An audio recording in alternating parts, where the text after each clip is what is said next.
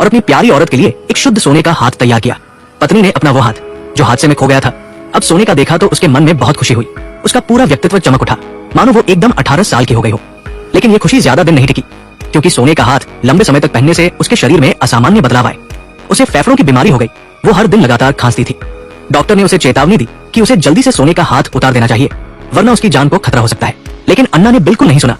वो किसी को भी अपने हाथ को हटाने की इजाजत नहीं देती थी। यहाँ तक कि जब वो कुछ ही दिनों बाद बिस्तर पर पड़ गई, तब भी उसने अपने पति से कहा कि उसकी मृत्यु के बाद सोने के हाथ को उसके साथ दफन कर देना। लेकिन कुछ दिनों बाद अन्ना को अचानक आखिरी बार होश आया। उसने अपनी आंखें जोर से खोली, जैसे पति को अपनी पहले कई बात याद दिला रही हो, और फिर हमेशा के लिए चली गई। जब अंतिम संस्कार का दिन आया, पति ने वादे के मुताबिक सोने के हाथ को पत्नी के साथ दफन कर दिया। लेकिन पत्नी के अंतिम संस्कार के बाद डेविड का जीवन एकदम तहस-नहस हो गया। मेज पर सोने का हाथ बनाने के लिए गए कर्ज के बिल पड़े थे। कर्ज को जल्द से जल्द चुकाने के लिए डेविड ने एक साहसिक फैसला लिया। रात के अंधेरे में वो उस कब्रिस्तान में पहुंचा